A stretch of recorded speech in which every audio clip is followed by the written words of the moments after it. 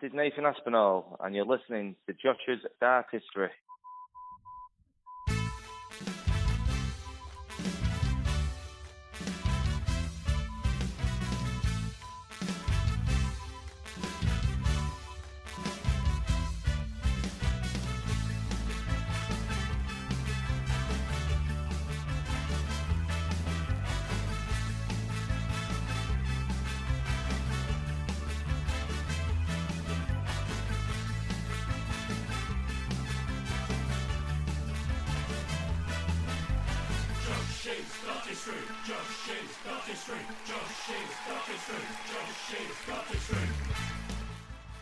Hello and a very warm welcome to the Josh's Dartistry podcast. I think we're episode 20 now. We are indeed. 20 of the Josh's Dartistry podcast.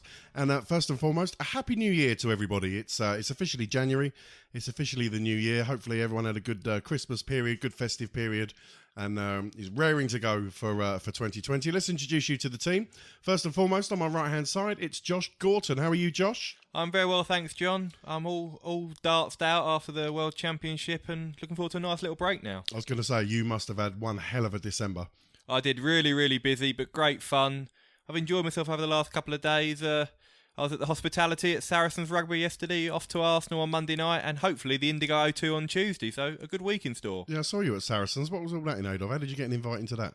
Just one of my dad's friends, actually, is a recruitment manager, and they own a box inside Saracens. So we went to hospitality yesterday. Very nice steak meal before the game, and a 62-5 win for Saracens. Lovely job. And, of course, Josh, it's been a great footballing weekend for yourself personally because Arsenal haven't played yet. That's thrown him. From your glass house.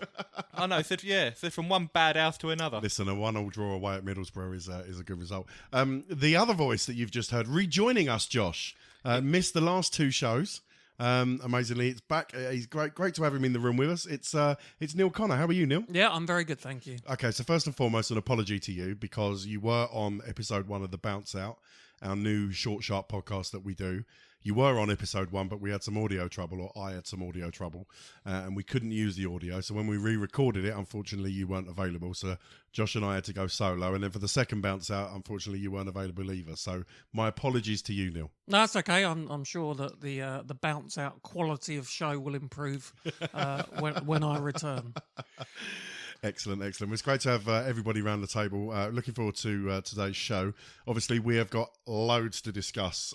We've just come to the end of the PDC World Championships at Ali Pali. All three of us managed to get up to Ali Pali and watch a bit of the darts. Josh, obviously, you were there more than we were, doing some work and blogging for Sky, being in and around the players backstage. How was your championships, Josh? All right? Yeah, really enjoyed it. It was quite a nice mixture. I spent about 10 or 11 days at Sky offices, 6 or 7 days at Ali Pali. I was there for the semi-finals and the final. I've never been there for the final before, so terrific atmosphere and a new winner, which is always really exciting. Yeah, we will come on to that. We'll do our little World Championship roundup very, very shortly. We've also got some interviews, haven't we, Josh? You managed to grab hold of Peter Wright following his World Championship success, and you also managed to have a word with John Part, didn't you? Yeah, I spoke to John midway through the tournament, really, reflecting on what we'd seen so far with Fallon Sherrock, the exit of Raymond van Barneveld. Talked a little bit about North American darts, which he's obviously very passionate about, and also John's plans for 2020 and qualifying school. Neil, once we've had a chat about the Worlds, we'll probably move it on to the Premier League picks, which were announced straight after the final, weren't they? Yeah, they were. So we'll cover that in a bit more detail. I don't think any major surprises and confirmation of the challenges, and I'm sure we'll cover that off in a short time. Neil, you'll also bring us the up-to-date odds. We are, Josh, in the midst of the BDO World Championship now. Have you managed to catch any of that yet, Josh? Yeah, I caught day 1 yesterday. I watched a little bit of this afternoon's action. The quality's been pretty good. The standard's been good. Some really close matches. Been a few teething issues with the production, but hopefully that'll improve as the tournament progresses. But in terms of the crowds, I was quite pleasantly surprised by the crowds. The big test will be in midweek, Monday, Tuesday, Wednesday afternoon, how that will proceed. But so far, so good. So, Neil, you'll be bringing us some odds on the BDO, will you? Yeah, I should be able to bring the outright odds. Sometimes when it's in play, it's a bit tricky, but hopefully I'll get something outright for the men's and the ladies. And are there any other odds you'll be looking at? Any other upcoming tournaments that we can have a chat about odds-wise, Neil? Yeah, we can look forward to the 2020 Premier League of Darts. Okay, after we've rounded up the odds, Neil, we'll throw it over to you again for another mouth-watering episode of Challenge Josh. Yeah, easy subjects area in this episode. Really? I thought a new year you'd return with some vigour and have a right old stitch up. Well, when I say easy, I mean easy for me to pick and create the questions. I thought it was apt that we should go for this subject matter, which we'll cover a bit later. Excellent. Look forward to that. Josh, in the news, got a few news items to discuss as well, haven't we? Yep, quite a few BDO items. We've talked about the BDO World Championship a little bit. There's been a lot of controversy around prize money, players pulling out, so we'll be covering that. Also, a little bit of topical transfer news in the world of darts. Excellent, look forward to that. And Josh, you threw it open on social media to our listeners, asked them to send in their questions, so we'll be answering your questions at the end of the show. Well, that neatly brings us to the end of the itinerary. That's everything we got coming up for you. So without further ado, here we go.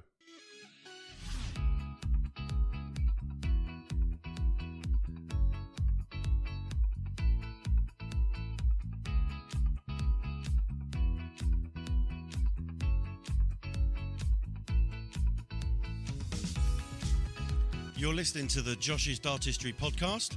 Don't forget you can check us out on Facebook, the Josh's Dartistry page. You can also follow us on Twitter at Josh's Dartistry. And you can also go to our website, www.joshisdartistry.com, for all the latest news, blogs and information on the world of darts. Don't forget you can also call us and leave us a message on our voicemail box. That's 07739 738 329. That's 07739 738 329. Call our voicemail box, leave us a message, leave us a question, and we may play it on the show. Now back to the show.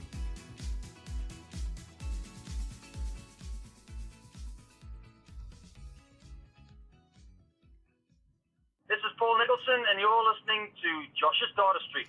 Okay, guys, just before we talk about the World Championships, just a reminder to the listeners, you can, of course, find the podcast online. Apple Podcast is obviously the most popular one, but you can also get it on Spotify. For Android users, you can find it on the Stitcher app. Josh will always upload a version of the show to his website. That's www.joshisdartistry.com, and there's also a YouTube version. There's also a couple of other places, Josh, we can get it. Castbox, yep. And have we mentioned Stitcher? Stitcher, I mentioned Stitcher, the Android app, just goes to show Josh doesn't pay attention to anything I say. So yeah, thanks for your continued support. If you get a chance to give us a rating, especially on Apple, that would be absolutely fantastic. 5 stars, please, and spread the word. Okay, Josh, let's do it then, shall we? World Championships. Peter Wright becomes the oldest first-time winner of the PDC World Championships. Yep, and I don't think many of us expected that, especially during his second round game against Noel Mallockdem, his opening game of the tournament. He survived the match dart. It was a really quite scrappy game. Didn't he have to check out from 301 in 6 darts as well or something? Yeah, it was 302, yeah. He hit a 162 and then took out 140 with Mallockdem sat on a double to win the match. So incredible recovery from Peter Wright. He had it tough throughout the tournament, really. Sego Asada he beat in the third round 4-2. Jeffrey Deswan, we remember that match. He was 3-0 up, got it back to 3-all, won in a tie-break. Then he came through against World Youth Champion Luke Humphreys, 5-3, another battle. Then he met Gerwen Price. Now, I think a lot of people touted a Michael van Gerwen Price final before the tournament started. Gerwen was quite indifferent. He had 2 great games against Glenn Durrant and John Henderson, but he also had 3 very ordinary games. Was lacking consistency, and his 3 arguably worst 3 televised matches of the year were at the Alexandra Palace. But Peter Wright was the epitome of consistency throughout. Tournament average of around about 99, almost set a record of 180s hit. I think he was 3 away from beating Gary Anderson's record of 180s. Yeah. Really strong on the finishing department. He just outplayed Michael van Gerwen in the final. It's a magical story when you consider he'd been beaten by Michael in 9 different major finals. So to beat him on the biggest stage of all, in the biggest match of his life, what a story. Neil, Josh opened there saying that nobody really called it, particularly because of he was struggling against Mallockdem. I don't think anyone called it, particularly when you look at the form of Peter Wright in the early part of the year. I remember the 3 of us sitting around the table, specifically during the Premier League, talking about how Peter was bang out of form. Yeah, I think early parts of the year he was bang out of form and he performed poorly at the Premier League. I think it coincided with multiple changes in darts again. I think he did pick up and he had he had some higher points, didn't he, on the Pro Tour? He had 3 titles in 5 days during the summer. Yeah, he hit a record average against Brendan Dolan on the Pro Tour as well. So there had been peaks during the year and hints that he could get it right, but whether he could do it consistently enough to win the world title, I think, as you say, no one really expected that. Josh, Neil mentioned there Peter changing his darts throughout the year, and that's certainly something that was a particular highlight of the World Championships this year. Changed his setup on more than one occasion, didn't he? Indeed, yeah. There wasn't massive changes in terms of the actual darts. It was more the stem than flight combination. But he spoke quite a lot during the quarterfinals, semi-finals and after the final, saying his sponsors, Red Dragon, who worked awfully very hard with him, with always changing his darts, they'd sent him a dart that he'd asked for specifically, and he'd text them saying, "Thank you for sending me or producing the dart that will win me the World Championship." And he was true to his word. He felt so comfortable with the darts. His scoring was really, really good, and his finishing was, under major pressure, was really impressive. I think during, I can't remember if it was the Gerwin Price game or the Luke Humphreys game, he was changing his darts backwards and forwards in the middle of the game. That was earlier in the tournament. I think it was against Noel Mallockden. Or was it the Mallockden game? Yeah, he didn't look comfortable with the setup at all, and he was changing with the stems and the flights. But I think after he beat Jeffrey Deswan, he became more comfortable with his darts. Against Humphreys and Price, he outplayed them. It was an interesting final, the Van Gerwen one, because on the stats, Peter Wright just had the edge, but we all knew the history of Michael van Gerwen against Peter Wright, and we all expected Michael to come good in the final and win his 4th world title. But it played out to form, and Peter Wright was just better under pressure, which we haven't really seen before against Michael van Gerwen. Neil, it was great to see Peter win it, not just because it's a slightly different winner, although, you know, I know we had Van Gerwen last year, but the year before that it was Cross, and it has been mixed up slightly. But Peter's been there or thereabouts, hasn't he, for a number of years now, knocking on the door. And to see him win it, lift the trophy, to see him with Joe and the family, the kids on stage, and Peter realise his dreams, it was a nice moment, wasn't it? Yeah, it was. And I think when you look at Peter's story and the fact, I think in 2014 he come close to quitting the game again. It really is a dream story that he's kind of come back from that. He's had many disappointments in finals, particularly against Michael van Gerwen, and he's picked himself up.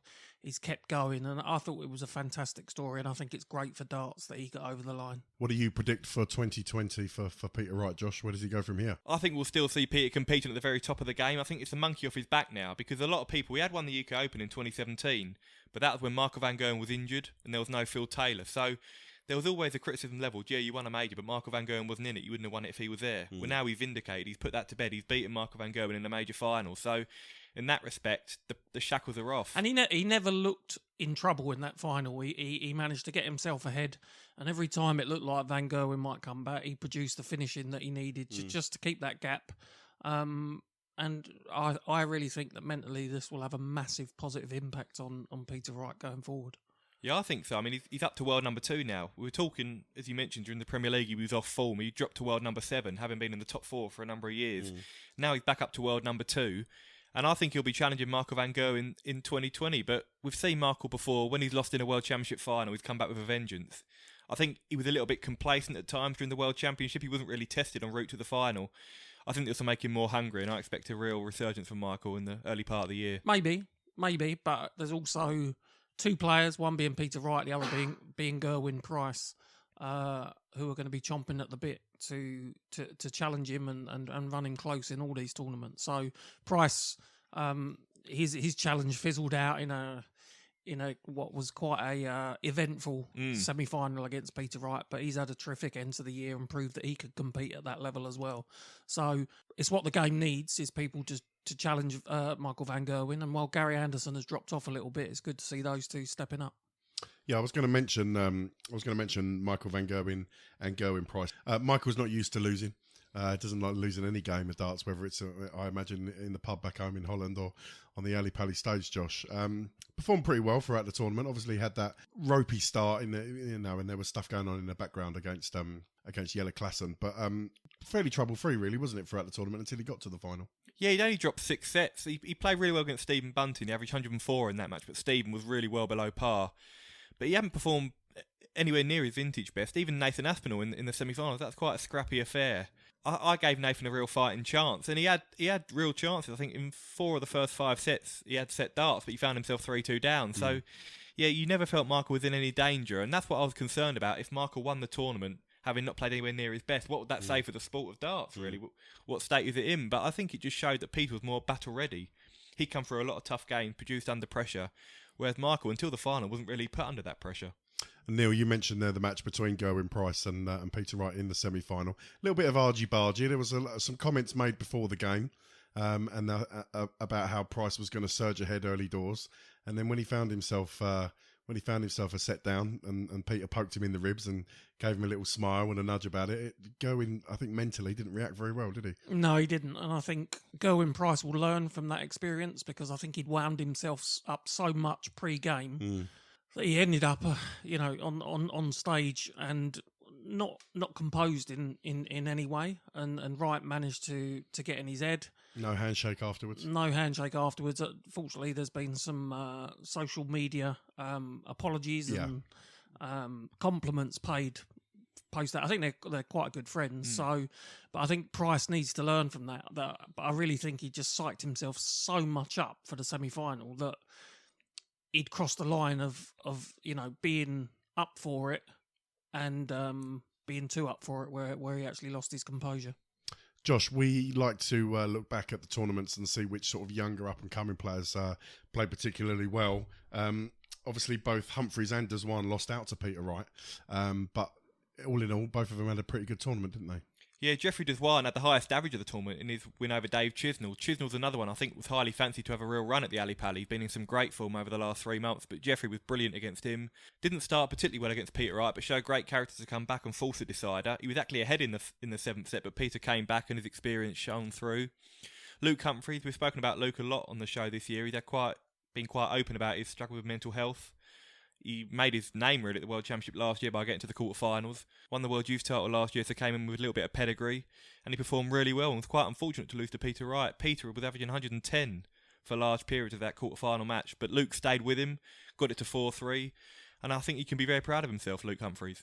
Josh, moving away from Peter Wright and his route to the final, let's just have a chat about a few other aspects of the World Championships. Now, you and I have already discussed this on the last episode of The Bounce Out, but with the three of us round the table, we can't not mention, obviously, the early exit and the retirement of Raymond van Barneveld, Josh. Yes, I mean, it was kind of billed as would it be the fairy tale ending, but I think, unfortunately, in sport, you very rarely do get those fairy tale endings. It's a competitive environment. There aren't any sentiments involved, and Darren Young went out and did a professional job. He didn't play amazingly well, but his timing was just spot on. I think in terms of leg scores, it was 9-9 between Darren Young and Barney. But it was in sets, it was 3-1, and that's because Darren's timing was better. Under pressure, he produced, and Raymond buckled. So it was a disappointing end for Raymond. He didn't play poorly. He averaged 96, which is one of the highest first-round averages. But we define champions as having that incredible mentality and composure under pressure, and Raymond's composure just went in the key moments. Quite a contrast to Phil Taylor's final appearance at the World Darts Championship, where he actually got to the final. Phil Taylor's a very unique, special case, though, isn't he? Phil admittedly went out bang on top of his game. Phil never struggled with his form for the last sort of 2 or 3 years of his career, did he? Phil was there or thereabouts in a lot of the tournaments, wasn't he? He skipped a lot of tournaments, actually. He didn't play any pro tours or European tours. He skipped the World Grand Prix as well, but he prepared himself for the tournaments he wanted to play. I think he missed the World Cup, but he said, I want to win the match play, and he won that. Yeah. He said, I want to win the Grand Slam. He didn't, but he got to the semi-final before losing to Michael van Gerwen. And he also eyed the World Championship. I want to win a 17th world title. And it only took an inspired display from Rob Cross to do so. I think if Barney had won his first game, he might have gone a little bit of a run. We saw him at the Players' Championship finals, get to the last 8, played well at the World Series finals, but I think he put too much pressure on himself. He never looked comfortable, and losing the first set always put him on the back foot, and he said after the game, didn't I? I think we said on the bounce out, he said the demons won again. And I think his self-belief has just drained away over the last 18 months, and it culminated in a quite insipid performance. So, Neil, that is, I'm going to caveat this, that is allegedly the last time we will see Raymond van Barneveld up on the big stage throwing darts. How do you feel about that? Yeah, I think it's sad to see Raymond finish his darting career.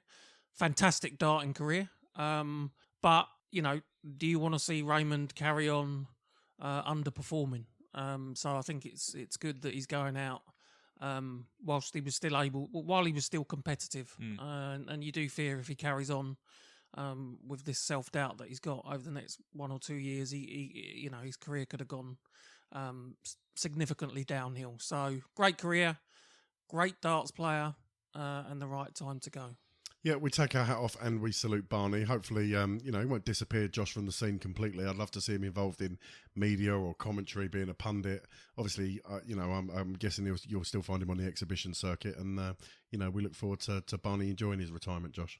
Indeed. I mean, Phil Taylor's relished his retirement. He said, of course you miss the competitive element to an extent, but you're still playing the exhibitions. I miss Phil Taylor. I mean, I know Taylor plays the exhibitions and that, but obviously they're not televised. You can get clips of it online if you go looking for them. But I'm disappointed, being a big Taylor fan as I am, I'm disappointed that Taylor almost seems to have disappeared from the PDC game, almost without trace. He did a commentary stint last year, but other than that, we don't really hear a lot from Phil Taylor.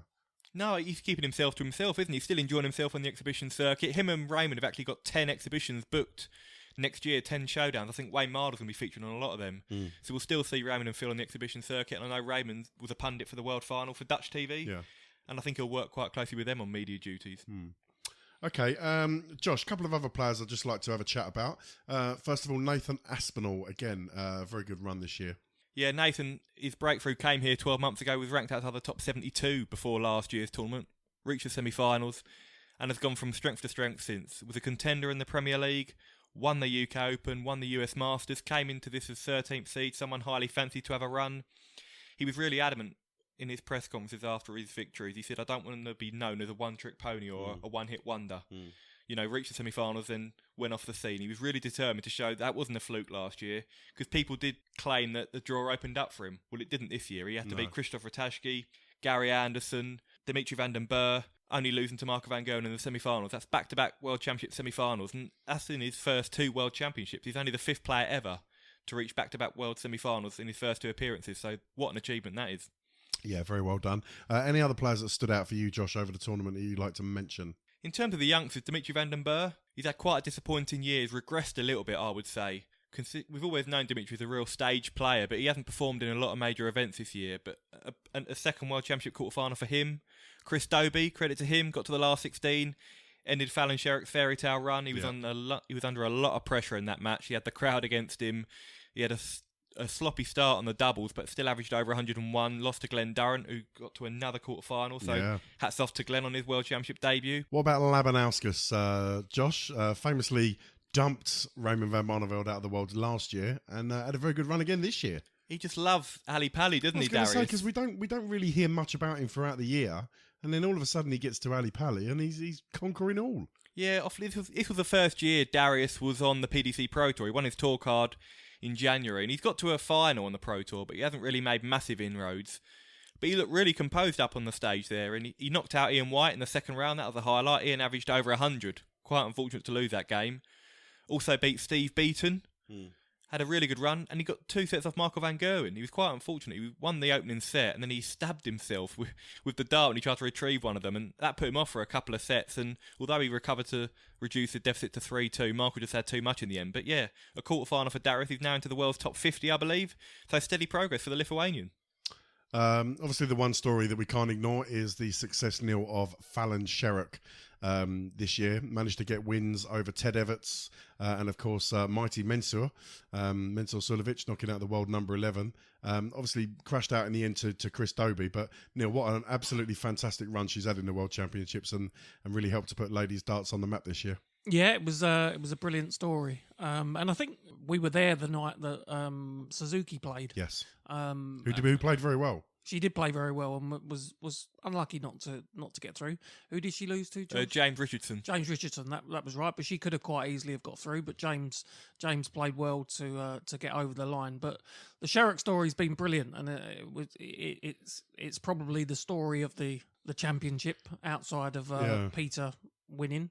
I think it's done ladies' darts the world of good, and already you're seeing she's in all the World Series events, playing at exhibitions, and for her personally, I think it's fantastic. The story went right around the world, didn't it, Josh? She ended up, being the talk of, there was an article in the New York Times about it. She's interviewed on Good Morning Britain, interviewed on American television. I mean, this is unprecedented coverage for a female darts player, isn't it?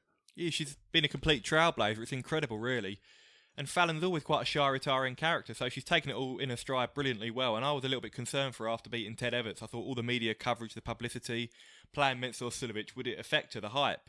But but she showed such composure under pressure. Her doubling throughout the tournament, she averaged over 50% on the doubles in 3 matches. And I think, as Neil said, it's a brilliant story. It wasn't just the results she had, it was the manner of the performances. It wasn't as though the 2 opponents that she beat didn't turn up and play particularly poorly. She was right up there with some of the best darts we'd seen in the entire tournament.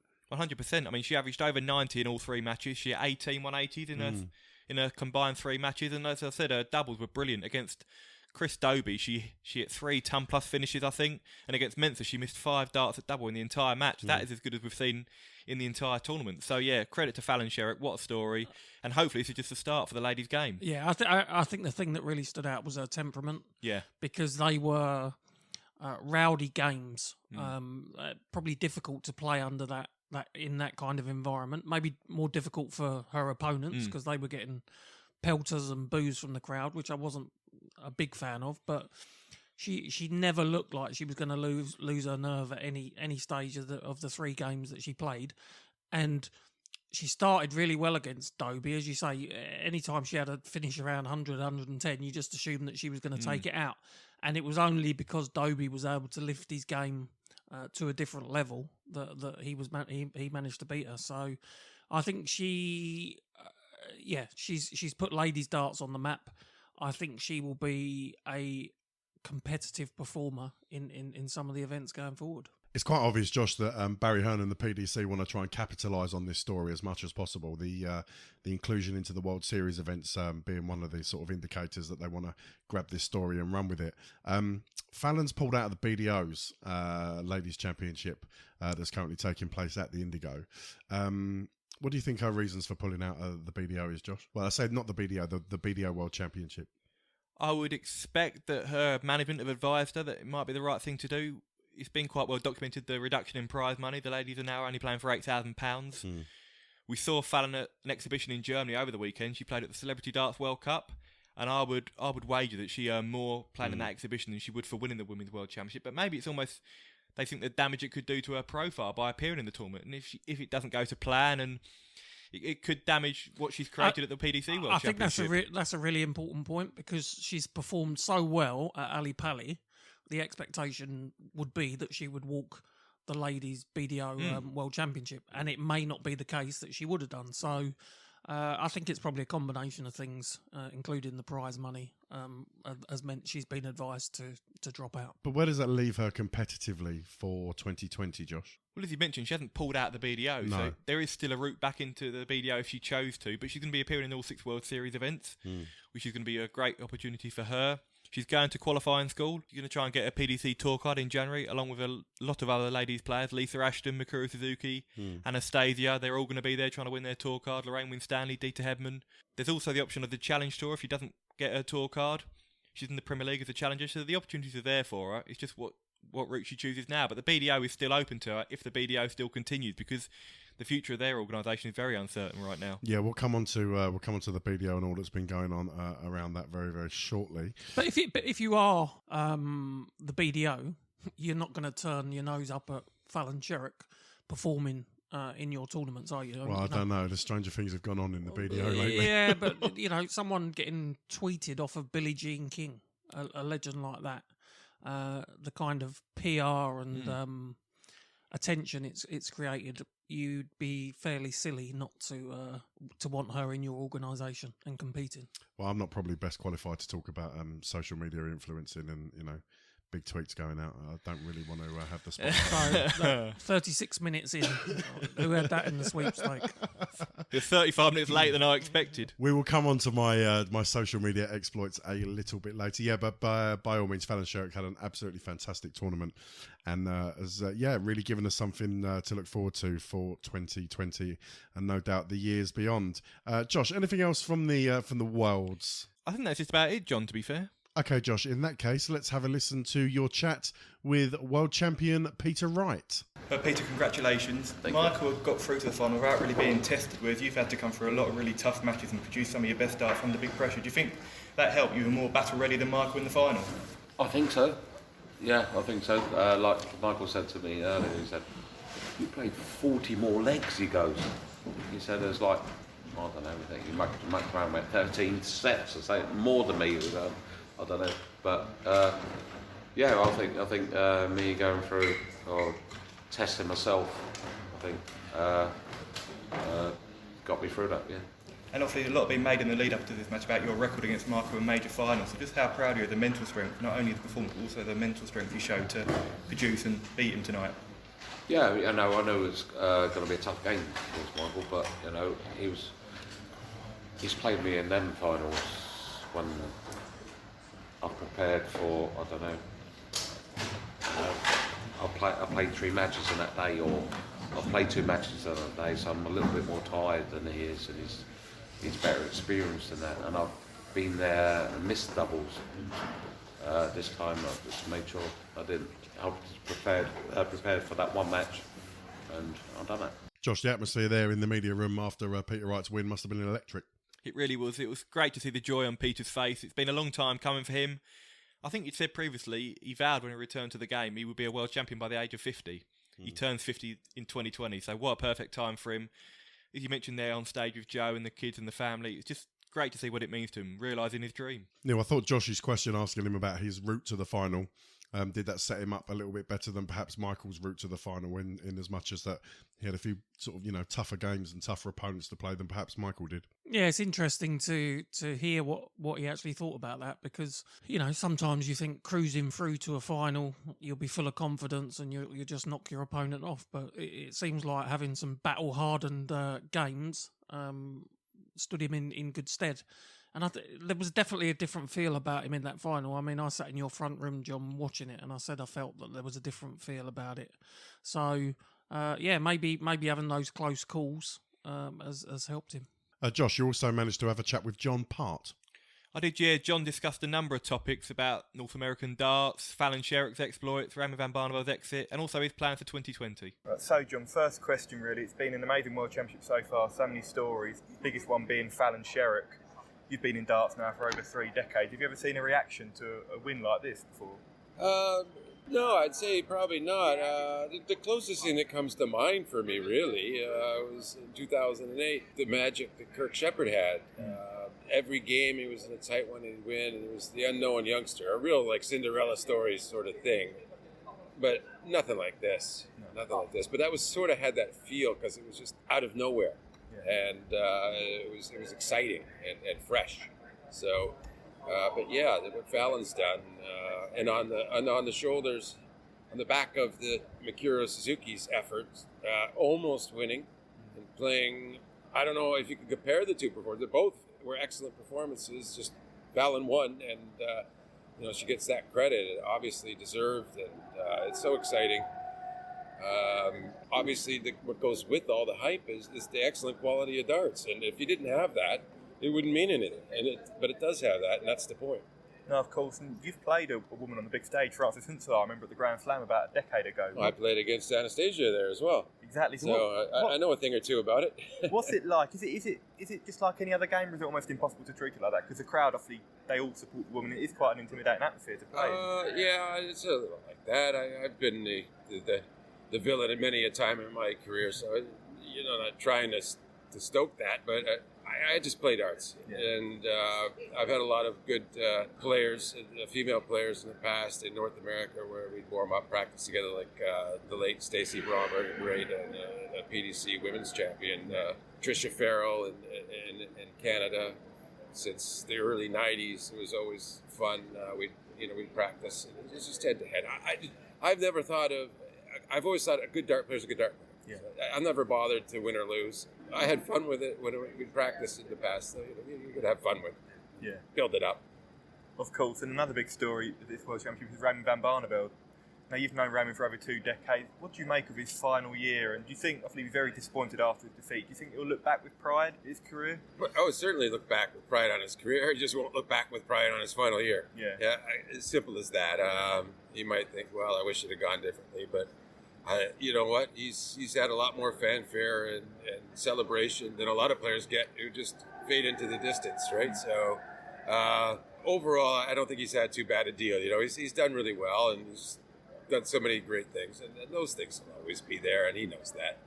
Of course, and he was beaten by Darren Young, one of the North American representatives this year. You've also got Matt Campbell, who performed well on debut, and Danny Baggish, who's in action against Nathan Aspinall tonight. What do you make of the North American participants, and how is the state of North American darts at the moment, do you think? Well, yeah, I thought Campbell played well, and he really had a tough opponent in McGeaney to deal with, but he still comported himself well, and he was a good flag bearer for our CDC tour in North America, so and Young won his match, so that's less of a surprise. He's been around so long.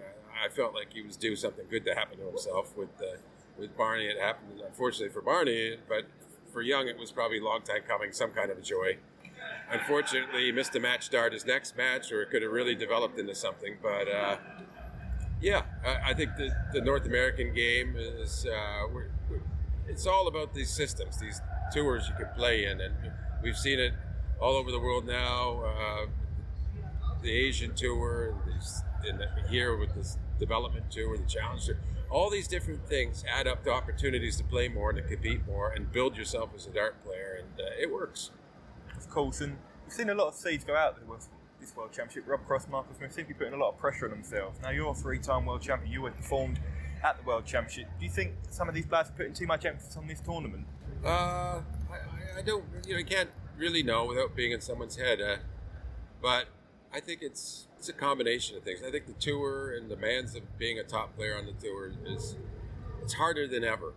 It's harder than ever. I think they come in, there's a week or two off, sure, but when they're practicing more, there's all the hype, there's interviews. If you're a top player, they never stop. And you're thinking way too much about everything before your first match, and you might be just a little worn out from all the darts you've played, especially in the fall. There's a lot of reasons why it could potentially go wrong, and it does for people. And I think, though, with the big seeds, the really big seeds, I think if they survive the first game, then they settle in a bit, and then it's more like, okay, this is regular now. But just like it's always been something in the past at a World Championship in particular, the first round, get past the first round, that's all you want. Get past Christmas, as we used to say. Now winning one round doesn't do that. You got to win 2, maybe 3 or something to get past Christmas. But still, the principle's the same. Yeah, of course. And just finally now, John, what are your plans for 2020? We've seen you play on the Challenge Tour last year in the North American circuit. Will you be heading to Q School in January? I love it. I think it's good fun, and I love the challenge of it. And I like the fact that it's preposterous, that the idea of it is for me to go and try and win a card, so that I want to do it. So I will be dedicated to the CDC Tour, though. If there's a choice between, if I had a card, the CDC Tour and the tour here, I'll opt for the CDC Tour. But I will, if I get a card, take every opportunity I can over here, aside from prioritizing the North American game, because I want to see this whole thing work in North America. I think we're getting somewhere, and we have a lot of talent there. John Part there, Josh, as much a part of the furniture as Ali Pally as the hockey itself. Yeah, I love John. What a character. 3-time world champion. There's a great story on social media that Mark Webster posted, I think, when John forgot his commentary pass for one of the games in the afternoon session, and the security wouldn't let him through. And they said, we can't identify you. So John Part took him to the wall where his mural was and said, listen, I'm a 3-time world champion, let me in. And they did. But yeah, great to speak to John. Still active on the North American circuit and still hoping to return to the PDC Tour in 2020. So I wish him all the best with that. Okay, that concludes our interviews that we're bringing to you on this episode. Let's, guys, move it on to the Premier League, shall we? As we mentioned earlier, the picks for the Premier League were announced straight after the final on stage by Barry Hearn. Josh, why don't you update us on what's happening with those? Okay, John, so for the second straight year, it's a 9-player field. The PDC enjoyed the challenge, the contenders concept last year. They wanted to reintroduce that this year. So we'll have 9 players and 9 challengers. Yeah, I noticed you tripped over the word contender and then challengers because they've changed it this year, haven't they? They've named it slightly different. They have indeed, yeah. I think contenders last year was aimed at local favourites and the upcoming players. So far, we've seen a local favourite in John Henderson, an upcoming player in Fallon Sherrick. It remains to be seen the basis of the other 7 challengers. Did you see Barry Hearn's interview about it? Because I think he spoke about contenders, said they were being renamed to challengers, and then carried on calling them contenders again. Yeah, it's quite funny. I don't know if that was just me, but I'm fairly certain that was what happened. No, it did indeed. So it's the same concept as last year, essentially. And in terms of the criteria, the top 4 on the order of merit are automatic. So Michael van Gerwen, Peter Wright, Gerwin Price and Rob Cross are automatic picks. And the wild cards are Michael Smith, obviously World Championship finalist, World Match Play finalist last year. Daryl Gurney, 2-time major champion. Nathan Aspinall, great year, winning the UK Open, deserves this spot. Gary Anderson returns to the fold, 2-time world champ, missed out last year through injury. They're all in the world's top 8 anyway. And then the 9th player is Glenn Durrant. He's obviously not ranked in the top 10, but he's had a great debut year on the PDC circuit. He's got pedigree as a 3-time world champion. He's also reached 3 major TV semi-finals this year, so I think Glenn really merits his spot. I think the only person who can maybe consider themselves unfortunate is Dave Chisnall, who had a really good, strong end to 2019, reaching the World Grand Prix final, produced some great performances elsewhere, probably just didn't do enough at the World Championships to merit inclusion. Joe, it's funny there, Josh. You mentioned in the lineup, I was just looking at the names as you were going through them. 4 players there that we really didn't touch on or discuss too much in our World Championship roundup, obviously because they didn't really set the world alight. In Rob Cross, Michael Smith, Gary Anderson and Daryl Gurney. Well, yeah, Rob and Michael were 2 of the earliest seeded casualties at the Worlds. Rob Cross lost on the second day to Kim Huybrechts. He had a bit of a shocker, didn't he? We spoke about that on the bounce out. Yeah. Really poor, 89 average from Rob. Michael Smith, you were there to see him get knocked out by Luke Woodhouse, who was really impressive and unfortunately came down with flu when he played Dimitri van den Berg, but Luke outplayed Michael Smith in that one. Daryl Gurney had a tough third-round game against Glenn Durrant. We pinpointed that as being a banana skin for Daryl, and it proved to be so. He lost out 4-2. And yeah, Gary Anderson, there was quite a lot of concern over how he'd fare this year with his back injury, and I thought he might actually lose to Brendan Dolan in his very first match. But he showed signs of a resurgence, Gary. He beat Brendan really comfortably, then came back from 3-1 down to beat Ryan Searle in a quality contest. But Nathan Aspinall accounted for Gary in the last 16. Neil, let's have a chat about the challengers. You and I both last year strongly against the contenders format. We spoke out against it, and that argument we can have time and time again. We've had it before about it being a level playing field. I was hoping that they were going to revert back to the original format, but Barry hasn't done so. Neil, thoughts immediately? Yeah, I was a bit disappointed as well because the idea of it not being a level playing field doesn't appeal to me. The fact that they haven't named 7... Did they name all of them up front last year, who they were going to be? No, because at the time they named the 10-player field, then Gary pulled out, didn't he? Yeah. And they named the 9 in one go after Gary's withdrawal. Okay, so the only thing, and I guess this coincides with what John is itching to talk about, is whether they can jazz this up in any way. So right, I just think it's a bit weird that they've announced 2 and they haven't announced the rest of them yet, despite Barry saying we'll announce more in the next couple of days. We've not had any more announced yet. They'll be announced soon, John. Why? Well, yeah, but I think Barry's seen my tweet. I'm sure he has done. So can you tell people, can we get this over and done with, please? Can you tell people what your tweet was? Okay, so on the 2nd of January, I tweeted the following. If you want to follow me on Twitter, it's @Deanzy, DEANZEY. I tweeted, I think the PDC should go full WWE with the contenders this year. Don't announce them until they walk onto stage on the night. Imagine Price on stage waiting to find out who his opponent is, then out of nowhere Phil Taylor's music hits. Absolute scenes, incredible drama. Now that tweet on the 2nd of January has had 861 retweets, 4,714 likes, and was viewed across Twitter a total of 422,447 times as we speak. So what I would say is I would be in favour of the challengers concept with that added in, because I think that would be great television. Theatre. Anyone that's seen WWE and the Royal Rumble and surprise entrance will know what we're talking about. I think that would be great. We've said in the past that the Premier League isn't recognised as a major, is it? Well, it is, but not a ranking major. Glorified exhibition. Yes. So for me, Josh is fuming. add in that extra ingredient, and I think it would be great television. And I also think you'd carry that suspense from week to week as to who their players are going to be playing. One question I have for you, Josh, is how much do you think the players prepare for a particular opponent? And is that where they would be disadvantaged? I think they'd claim they'd be disadvantaged, yes. I don't know. A lot of players, you see the cliche, I play the board, not the player. But I think if for argument's sake, you mentioned Gerwin Price and Phil Taylor, I wouldn't be particularly happy as a player if I was trying to wait there, not knowing who I was going to play for a week. I think it's a little bit of a disadvantage. Hang on, there's certain competitions where we get the semi-final and the final in the same day. You don't know who you're going to be playing in the final. You don't even know if you're going to make it through to the final. Yeah, but that's the same for both players. Obviously, the challenger will know in advance who he's going to be up against. He's very much on the back foot, the seeded Premier League player. So I think it's a great idea. But it's an uneven playing field anyway. If you know that next week, for example, I'm not being disrespectful to anybody, right? But if you know that next week you're playing Fallon Sherrock and the person the week after knows that they're playing, I don't know, let's say, for example, Mensur Sulovic, it's not a level playing field. So if Fallon beat Mensur, they might rather face Fallon. But if we're going to have this uneven playing field, and it's not going to be the same rules for everybody across the entire tournament, let's jazz it up a little bit. Let's add a little bit of theatre into it. I think.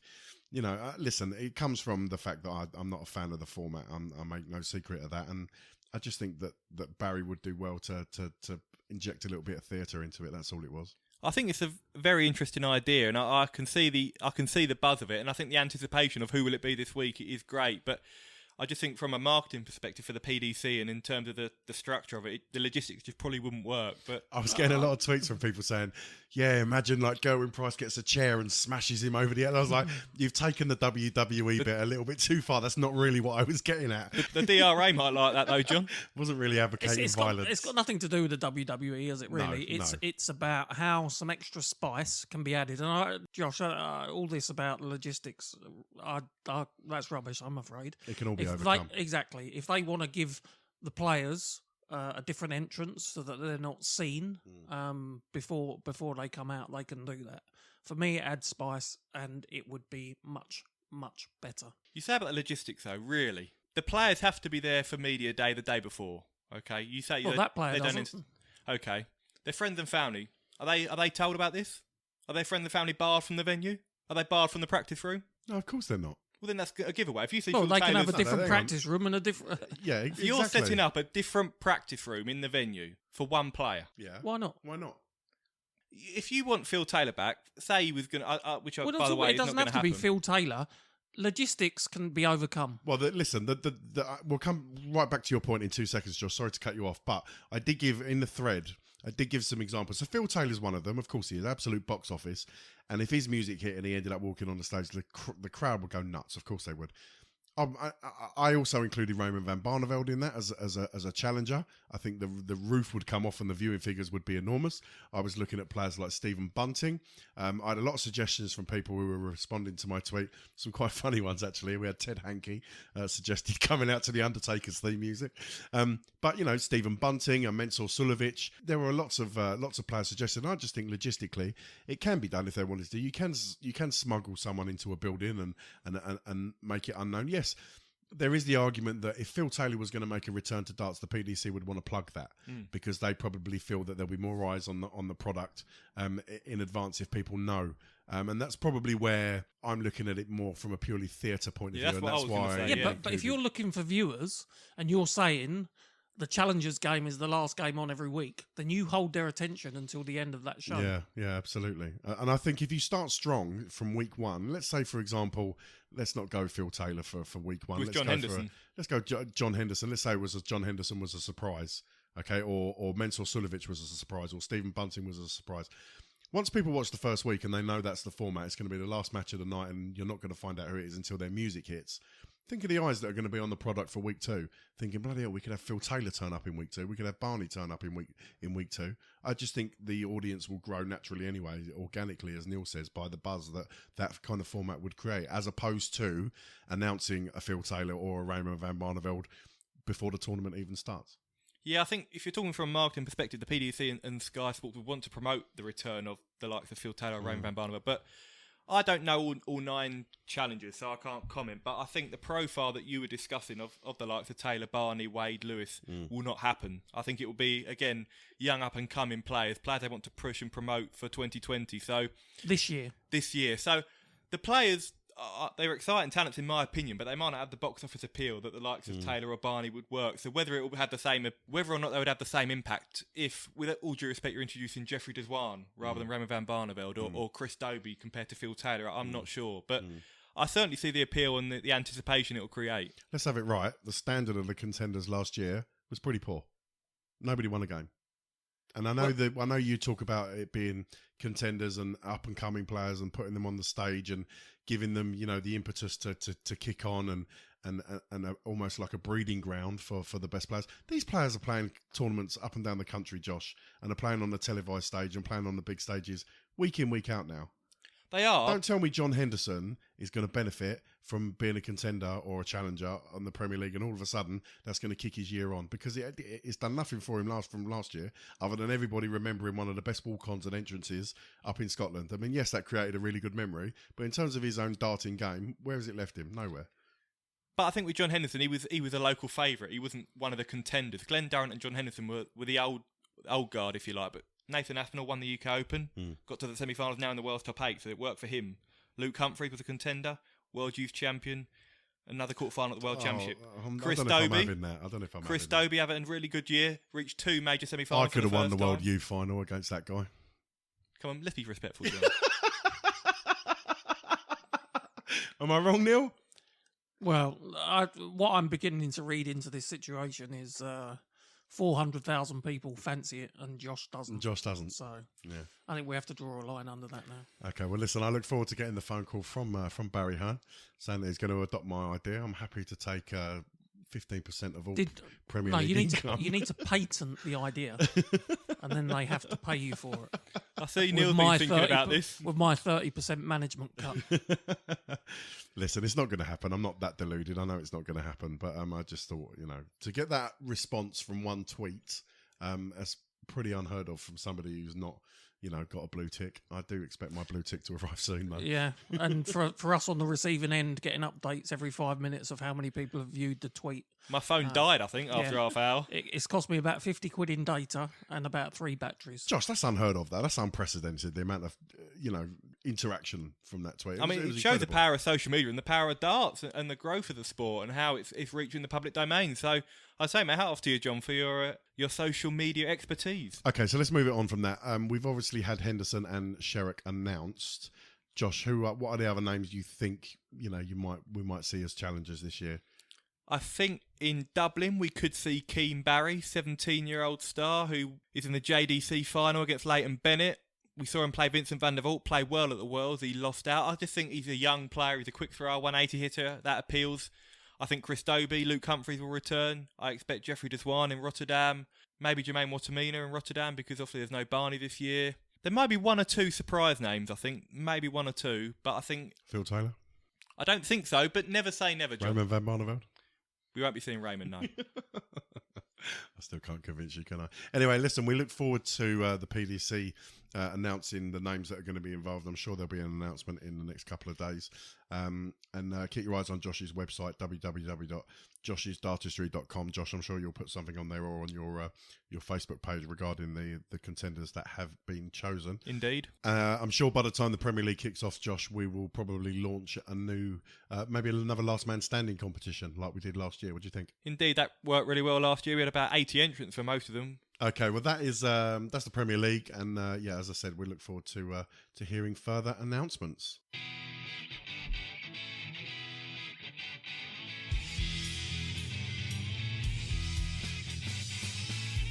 You're listening to Josh's Dartistry. Don't forget, you can check us out on Facebook by going to the Josh's Dartistry page. You can follow us on Twitter @Josh's Dartistry, or go to the website www.joshsdartistry.com for the latest news and insight to the world of darts.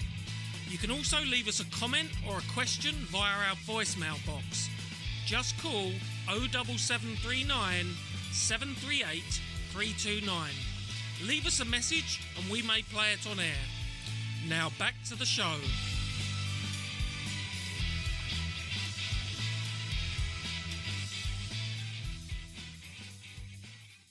This is Raymond van Barneveld, and you listen to George Dartistry. Okay, it's time to get some odds. Cool, what are the odds? Let's throw it over to resident odds checker, Mr. Neil Connor. Thank you, John. So we'll open up this week with Liverpool's odds to win the... Surely suspended betting. I was going to say, surely the bookies aren't offering a market on that now, are they? there's a long way to go. We're only halfway through the season. God. Said with a real smirk on his face. No. Right, darts, come on. Lots of injuries. Okay, so BDO World Championships, we've already mentioned. So we'll start with the odds for the men, brought to us by Snakebite. Jim Williams is still favourite at 11-4. Richard Veenstra, 9-1. Wesley Harms, 10-1. Scott Waits, 11-1. Anyone else, Josh, that you want me to mention?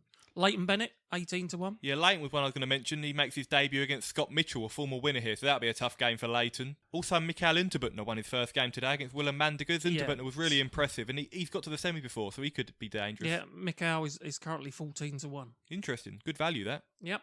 Neil, Darren Hirawini, have you got any odds on him? Yeah, I have. He's currently 28-1. Yeah, that's I bet he won his first game, Josh, I think the other day, and performed very well. Yeah, 88 average was pretty solid. He's a World Cup singles champion, had a good end to the year in New Zealand, so he could be dangerous on debut. Okay, Neil, what else you got for us? Okay, in terms of the ladies' BDO World Championships, as I mentioned earlier, sometimes when there are matches in play, you don't get the outright odds, and I think that's the scenario we have at the moment. So, looking at the screen, we've got Dita Hedman versus Laura Turner, and Laura is 1 set to love up and 2 legs to 1 up. So we could be seeing Dita go out fairly shortly. So as I say, no outright odds at the moment with any of our bookmakers. Okay. So we'll skip across to the Premier League, the 2020 Premier League.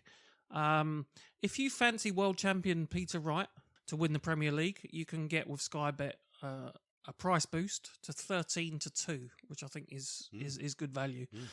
So looking at the others, Michael van Gerwen is even money's favourite to win. Gerwin price 6-1. As I say, you can get a price boost on Peter Wright with Skybet at 13-2, and then Gary Anderson and Rob Cross 12s, Nathan Aspinall 18, Glenn Durrant 20s. Same as Michael Smith and Daryl Gurney, the outsider, at 25-1. So some value there. Again, they heavily believe that Van Gerwen will win the tournament. Daryl Gurney, not much support from the bookies there. This will be his third Premier League, will it? And yet it will be Durrant's first outing in the Premier League, and yet the bookies fancy Durrant over Gurney, Josh. Yeah, Gurney's often underestimated, I think, with the bookmakers, although Daryl will be quite honest with himself. He hasn't had the best of 2019s, especially in the major TV arenas. But he got to the semi-finals last year, Daryl. Did the double over Michael van Gerwen in the league phase, which takes some doing. He's experienced in the Premier League, and that could count for a lot because we've got Glenn and Nathan Aspinall making their first appearances. So it is a completely different event. Yes, they're all used to the big stage. We're playing in arenas in front of 10,000 people. It is a culture shock, especially for someone like Nathan, who is still in the early legend and starts of his career, really. So I think the value is Daryl Gurney, as you mentioned. For me, once we get closer to the tournament, we'll look at odds for people to make the final four, the semi-finals. My outside bet for that at the moment is Glenn Durrant. I think he's consistent. I think he will pick up wins, and I think he'll make the top 4. I have to admit, one player I'm not convinced on in terms of value is Rob Cross at 12-1 because he's been in really poor form. His game, his throw looks off to me. He was poor at the Grand Slam and Players' Championship finals. We mentioned his early exit at the World Championship. He needs to sort his throw out. Who knows? If he performed well at the Masters, the odds could shorten and I might change my perception. But at the moment, Rob Cross doesn't look appealing to me at 12-1. Neil, it must be quite difficult for the bookies to put prices on it when really we still don't know the full fixture list, a.k.a. we're still waiting to hear which 7 other players are going to be taking part in this competition. Yeah, I guess they just take a punt. Nice pun there. On the fact that it's only 1 week. So it won't have a fundamental difference on the final outcome. It will do if Phil Taylor turns up. Depends who he plays. Okay, Neil, any more odds for us? No, that's all for this episode. Cool, what are the odds? Hi, this is Rod Studd from Sky Sports, and you're listening to Josh's Dartistry podcast. Okay, Josh, before we move on, we just mentioned the BDO World Championship there. Let's have a little chat about the BDO. The World Championships has started at the Indigo 02, but a lot of controversy in the build-up to this tournament, Josh. Yeah, it became apparent on New Year's Eve, I believe. A press release was sent to the BDO players, or maybe the 30th of December, I think, from Des Jacklin, informing them of a reduction in terms of prize money. He wasn't specific with numbers. We're led to believe the prize money for the men's tournament's reduced. The winner prize money is reduced from 100,000 to 50,000, so that's halved. And the women Last year, Mikuru Suzuki got £12,000 for winning the women's world title. Jacqueline vowed to increase that to $20,000, but now we're led to believe the winner's prize fund is a mere £8,000. That is due to a number of issues. Poor ticket sales. Saturday and Sunday have been fairly well attended, but the afternoon sessions have barely sold out at all. We were told 15% of tickets have been sold. Also, no title sponsor, which is a major issue. And this has led to costs in production, and they're just not able to afford to pay the players what they deserve, really. So, real poor start to the tournament. We saw Fallon Sherritt pull out as a result of this. A number of other players have voiced their displeasure but are still playing in it. So it's just a really poor start and not what the players and officials deserve. As part of the statement that was released, Josh, I saw they were talking about they've been making payments to this marketing company. Sport Total, yeah. Sport Total, who have been put in charge of, finding a main sponsor and promoting it, and they've been paying this money out to this company with no real end product. What do you make of that? I just think they're lacking people with the nous, business nous and darts nous. I don't like to just blame Des Jacqueline as BDO chairman. There's a number of people and directors that could be attributed the blame to. I also think that Des took over a sinking ship, so to speak. You cannot just blame him. But, yeah, there's been a lot of promises made and not very many fulfilled. Since Des has taken it over, it's not really turned around and kicked on, has it? No, and as I said, I think he inherited an organisation that was failing and struggling. So I don't blame him at all for the BDO's downfall, but I don't think that his introduction has quite lived up to the hype, so to speak. Neil, it's a bit of a continuation with the BDO from problems from some of their previous major tournaments, especially in terms of the prize money. It's no wonder that Fallon Sherrick's pulled out with the news that the prize money, rather than being increased to £20,000, has now gone back to £12,000 and then reduced to £8,000. So, I mean, how many players are there at the moment throwing darts on stage that don't know what they're actually playing for financially? Yeah, it's sad, and I think we've spoken at various stages on various episodes about the BDO, and we've spoken about some lows, and then things seem to be on the up and things improving, but it's just not happening. And even the limited bits I've seen on TV, the coverage hasn't been particularly great as well. There's issues with the sound, so it seems to be 2 steps forward and 4 steps back, which is a shame. It is a shame. I think we need the BDO as a proving ground for the up and coming players before they take that step, Josh, towards Q School and maybe a PDC career. There'll always be the county game, of course there will, but I think the BDO is a really important, the term I use is breeding ground for the PDC, and if it was to fold, I would fear for the amateur game, Josh. 100%. You only have to look at the current PDC top 16, and a large quantity of that top 16 are made up of players who plied their trade initially in the BDO. Also, we talk about the rise of the women's game and Fallon Sherrick's exploits, but where would it leave the women's game if the BDO folded? Because Barry Hearner's insisted there will be no women's tour. The PDC says he's gender neutral, that he's not setting up a separate women's tour. So where will that leave them? Yeah, it certainly is worrying times, but we can only hope that Des has got a plan long term and the board have got a plan long term and everything will be okay and we keep our fingers crossed for the BDO. Maybe next show, Josh, we might get our BDO resident expert Oki back on, and we can have a chat with him and find out his thoughts on everything that's gone on. The problem with all of this, of course, is reputational risk, and the more kind of events where you have prize money being cut at the last minute, coverage not being as good as it should be, redraws and fake names going in the hat. Exactly, and the damage to the reputation of the BDO organisation is, there's going to come a point where it can't be fixed. Okay, well, we'll keep you up to date with the BDO, and hopefully things will sort themselves out, and we can look forward to a strong and healthy BDO. This is Jamie Caven, and you're listening to Josh's Dartistry. Right then, it's that time again. My favourite part of the show, Challenge Josh.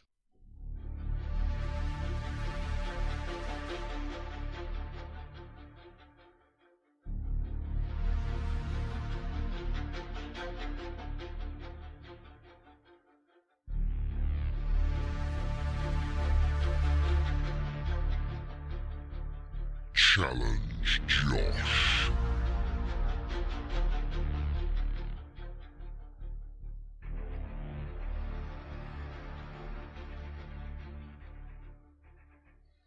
Right, once more, let's hand you over to a resident quizmaster, Mr. Neil Connor. Thank you. So I had to think about what we should cover on this episode. I think BDO special? I thought about it. Josh, you look a bit... Was that sorry? The colour's draining from his face as you speak. It does seem to be. So I had a thought about it, and I think World Championships was something that was heavily on my mind. And I focused on the King of the Palace. So we're going to have 15 questions about Peter Wright. Yeah, Neil. When I texted you the other day, said, do you need any help with Challenge Josh or any suggestions for topics? That was going to be my suggestion. Well, I I was thinking about doing the King and Queen. Obviously, the Queen would be Fallon. Yeah. But I think we'll leave that one for another day. So today it's Peter Wright. How do you feel about that, Josh? What's your Peter Wright knowledge like? Well, I would say it's decent, but then I'm sure the knowledge that you're looking for is very different to my idea of knowledge. Shoe size. No. Place of birth. Nothing. Well. All right, I'll shut up. Okay, Neil, you got 15 questions, yeah? 15 questions. Question number 1. How old is Peter Wright? 49. Straight in there with the correct answer. Well done. He is 49 years old. He was born on the 10th of March, 1970. There we go. Oldest first-time winner of the World Championships, Josh. Indeed, good knowledge, Sean. Okay, Neil, let's please have question number 2. In which year did Wright play in his first PDC major?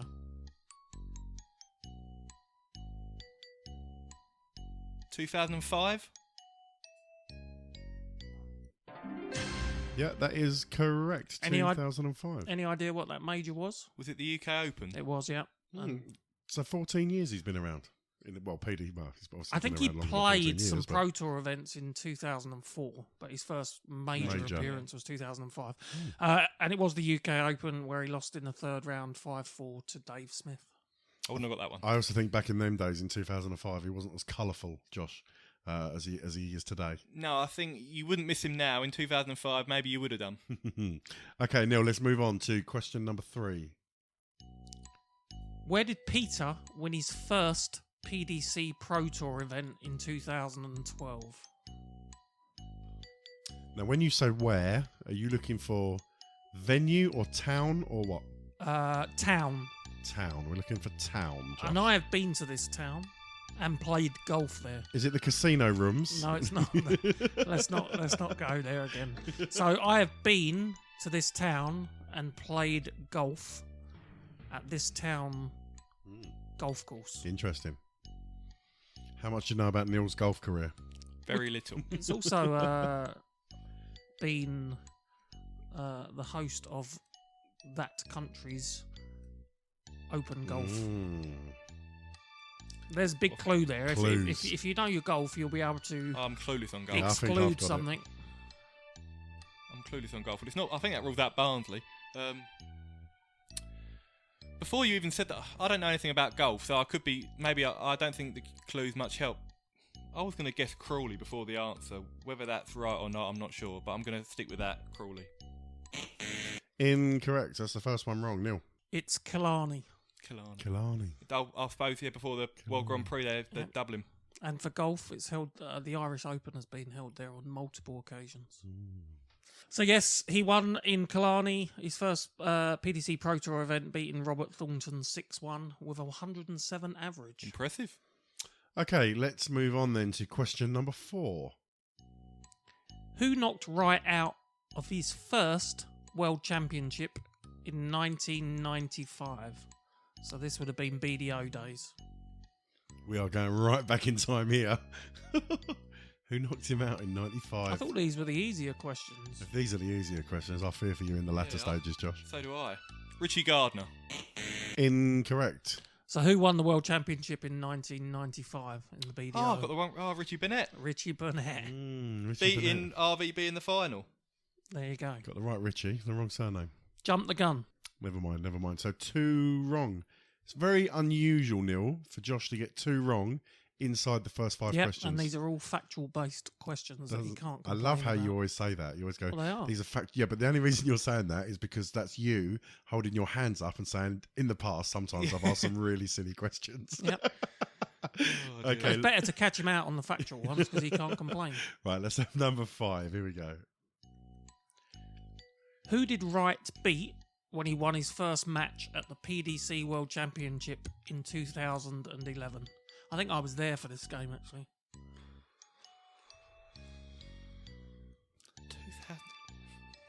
Don't look at me for help. Ridiculous. This is. Look at like, Why? Neil, look at his arms. Is it common Look knowledge? Look at his body language. He's fuming. You don't realise how much I'm enjoying this.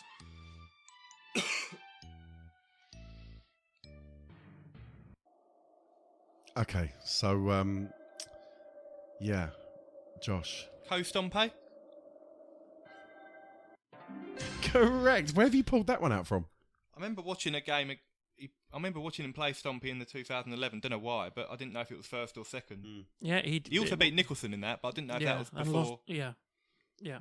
I nearly gave the answer to the next question. Yeah. Careful. Yes, it was Co-Stompy, and he did win 3-1. Okay, good. That's 5 questions down, 2 incorrect so far. Neil, let's move on to question number 6. Who did Wright eventually lose to in that tournament? So you said Co-Stompy in the first round. You said Nicholson correctly in the second round. Who did he lose to in the third round? Was it Phil Taylor? That is correct. Again, good knowledge, Josh. Yeah, very good. He lost 4-1 to Phil in that tournament. Some of the faces Josh is pulling after you've asked these questions, Neil, I get the feeling he would prefer to be asked what is Peter Wright's shoe size. Yes.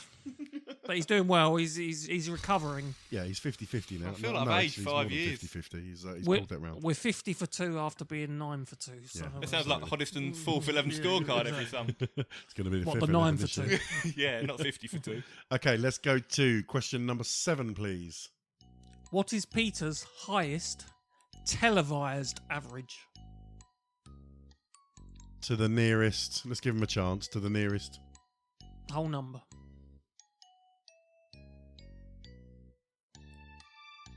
A lot of talk about Peter Wright's average in the last year or two. I think it was. Can you talk to the microphone, please? You beat me to it. He had obviously the Pro Tour we talked about against Ratashki earlier in the year. Yeah, that's not classed as televised. No. I think it was against Adrian Lewis in the Premier League. It was. And I think it was 118. Oh no, Neil's shaking his head. Well, hang on. You said to the nearest whole number. Yeah, so you're saying 118. So No, wrong. 118.66, wasn't it? No. So it was in March 2017, week 5 of the Premier League, VAD Lewis. It was 119.5. Ah. Very close, but Nearly. ultimately. So you could have gone 119, 120, and I would have given you the. One off though. Shame. So Not bad. 3 wrong, Neil, so far. Yeah. And we're not even past the halfway point. Okay, let's go to question number 8. Why did Wright pull out of the 2016 World Cup of Darts?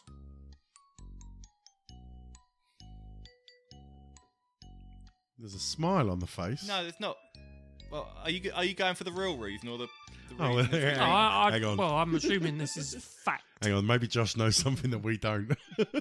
Maybe something went on that we shouldn't really be discussing. So Can you repeat the question, Neil? He was replaced by Robert Thornton. So why did Wright pull out of the 2016 World Cup of Darts?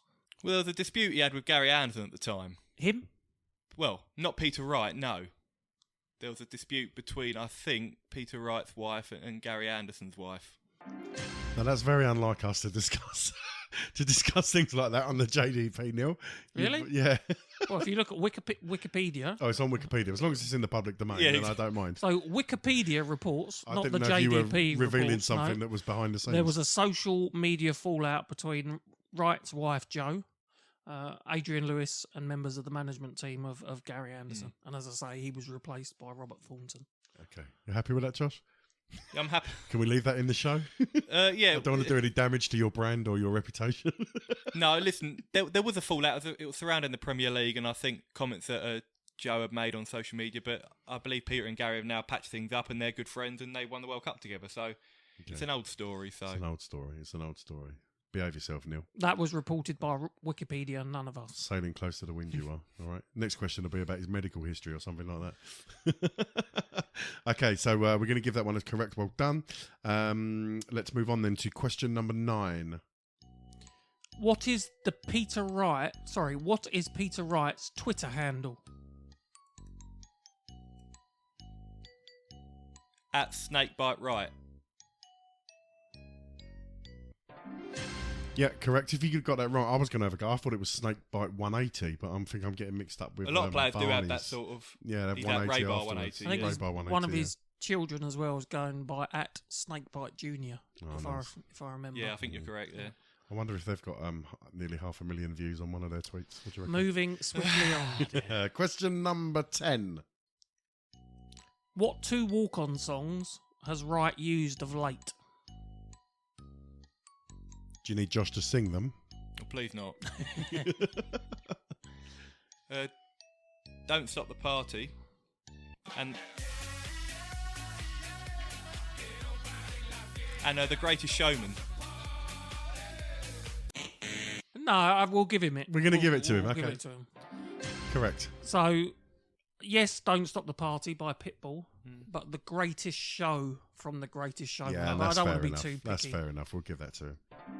That is correct. When does he use The Greatest Showman? That's before the. Yeah, Don't that's Stop the right at Party the start, comes in. but he doesn't use the whole song. Yeah, of course. And Yeah, then it yeah. goes into it. Yeah, he doesn't use the whole song, does he? Just No. just a part of it. Okay, bit like when Phil Taylor used to come on. He used to come onto the fanfare of the Common Man or something it was called, and then go into. But Gary Anderson, before he goes into Power. the before Gary Anderson's Jump Around comes in, there's a little bit of an intro with Gary Anderson, isn't there? that's As well? that's the Who, isn't it? That is correct. Let's move on to question number 11. The nickname Snakebite comes from Peter's love of what? Surely that's obvious. Well, there's 2 possible answers, really, I suppose.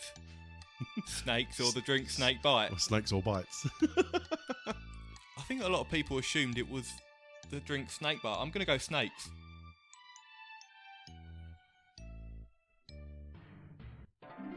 Yeah, that is correct. You avoided the booby trap there. It would have been very easy to go for the drink, Snakebite, but it is snakes, Neil. Yeah, I'd assumed it was the drink and was surprised when I read it. It was due to his love of snakes. Does he keep snakes? Do we know at home? Don't Has he think so. got I'm not any- too sure. Any serpents kicking around? I can ask him in the next interview I do Yeah, with him. absolutely. Yeah, find out.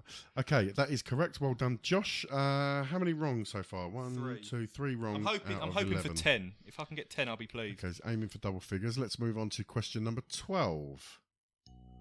How many 9-dart finishes has Peter Wright had in PDC competition? Tough one, this. Factual. You sound like Rafa Benitez when you say that. Facts. These are facts. These are facts. It would have to be a complete stab in the dark. He might have done one on TV. No. How many 9-dart finishes? Yeah, no. I'm has trying Pete- Okay. to work out on the Pro Tour. It's hard to tell. You get the gold pins, or I'm going to complete guess 5. That is incorrect, Neil. So according to my records and my research, You mean according to Wikipedia? he has had 2 9-dart finishes. Just the 2. One in 2015, Players Championship 7 versus Justin Pipe, and one in 2017, Players Championship 10 versus Michael Smith. Surprising. I thought we'd have had more than that. Yeah, you would have thought so, considering how long he's been competing in the PDC. Josh, unfortunately, that is Incorrect. Excuse me, that is incorrect. Question 12 is incorrect. Let's move on to unlucky for some. Question number 13. Where does Peter Wright live? And I will accept the county. Suffolk. Yeah, absolutely no hesitation there, Neil. Yeah, very good. Mendham in Suffolk. Mendham in Suffolk. Okay, approaching the end. 2 more questions left. Let's have, please, question number 14. Where was Peter Wright born? Awfully little Scotland. Livingston? 2 geographical questions answered correctly on the bounce, Neil. He knows his stuff. Yeah, very good. I'm impressed. I wouldn't have accepted Scotland as an answer. Okay, so Josh, you've got 4 wrong so far out of 14. I've So got my you've 10, I'm happy You've got now. your 10. So let's see if you can increase this by 1 with the final question. Question number 15. What was his occupation before becoming a professional darts player? I will accept one of 3 answers that I saw. One of 3 answers. Peter Wright. What could you see Peter Wright doing before he became a darts player? I read about one of them. It's not Dancer. I read about one of them weeks ago, but it was quite an obscure. Milkman, No. butcher, baker, candlestick maker. Oh no, this is not helping, John. Yeah, what did you see Peter Wright doing? Snake rearer, zoologist, hairdresser, No, that's his wife. painter and decorator, IT consultant, Sky Sports darts correspondent, amateur golfer. I am going to have to push you, Josh, because this makes a terrible podcast. God, I can't think of them. I'm sure he used to cut trees for a living. What do you mean, like a tree surgeon? Tree surgeon, yeah. Tree surgeon. Are you going to go with tree surgeon? I am. You sure? Well, I'm not sure, but I'm going to guess. Let's go with tree surgeon, Neil. So I had tyre fitter, window fitter, and someone that put up fence posts. So tree surgeon, no. Incorrect. Quite a varied. Yeah. I don't know where I got tree surgeon from. Lots of manual labour. Not afraid of a bit of hard graft, obviously, Peter. No, indeed. Excellent stuff. Okay, Neil, that's 10 out of 15, so it's only 66% success rate. 0.66. That's good on the doubles in darts. Yeah, not bad. Okay, well, it's the start of the year, Josh, so we can look forward to you improving as the year goes through. Like fine wine, I hope, John. Absolutely, matures, and hopefully we can see an improvement on that score. Neil, thanks for putting that together. Thank you. Thank you, Neil. And we look forward to the next instalment of Challenge Josh.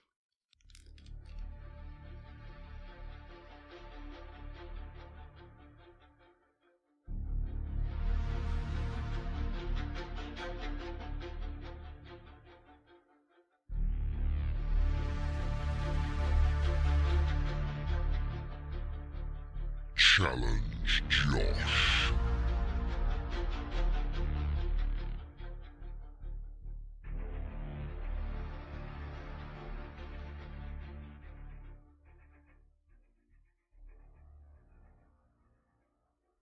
This is Jackie Oatley, and you're listening to the Josh's Dartistry podcast. Right then, chaps, it's time to get some news.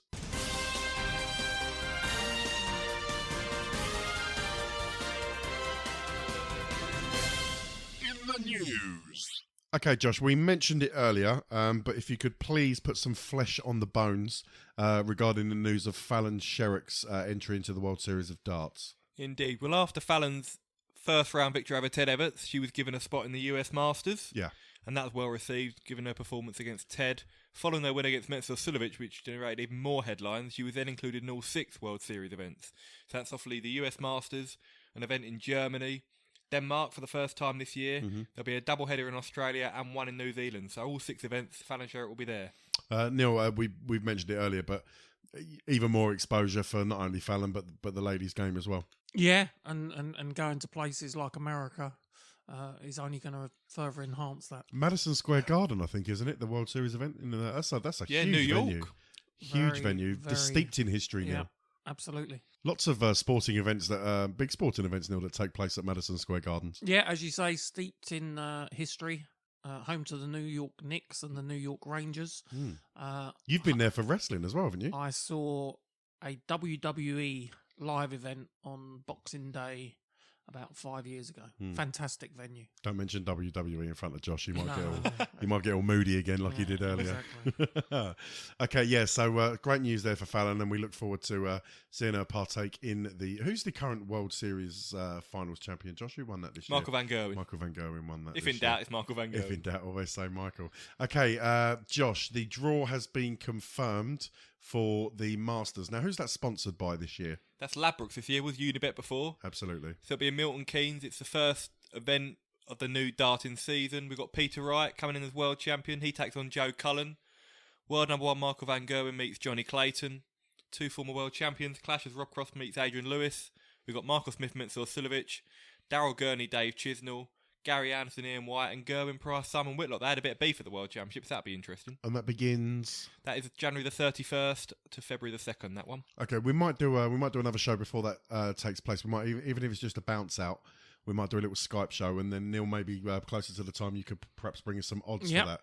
Certainly. Okay, excellent. We look forward to that. Let's go back to the BDO, Josh, and the story that came up last week about the GoFundMe page that was set up with regards to the reduction in the prize money for the Women's World Championship. Yeah, that was set up by Tony Martin, the husband of Anastasia Dobromislova, three-time Women's World Champion. Tony's a very successful player in his own right, won the Italian Open, I think, on the BDO this year. But we've mentioned the reduction in prize money. They were promised $20,000 for the winner this year. It's gone down to $8,000.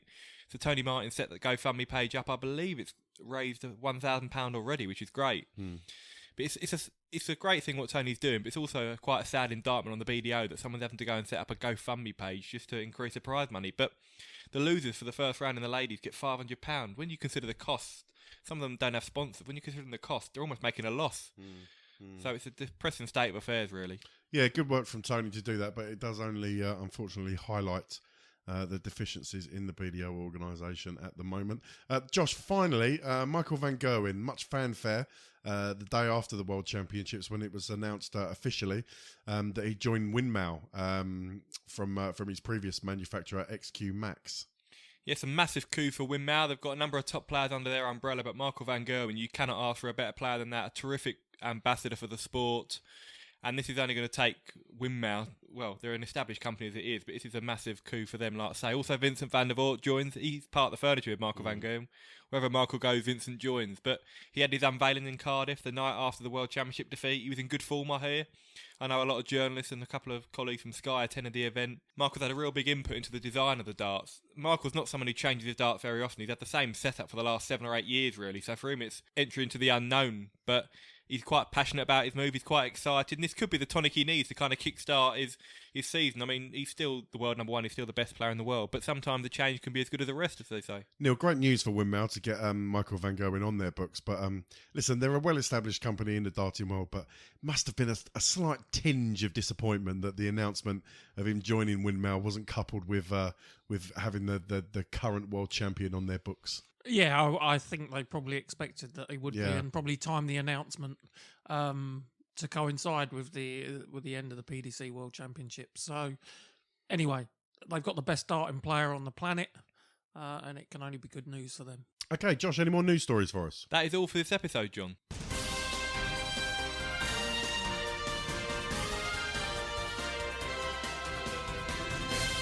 In the news.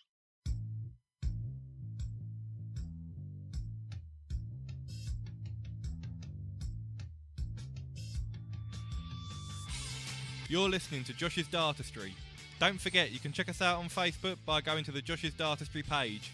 You can follow us on Twitter at Josh's Dartistry, or go to the website www.joshisdartistry.com for all the latest news and insight into the world of darts. You can also leave us a comment or a question via our voicemail box.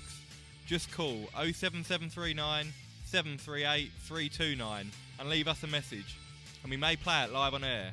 Now back to the show.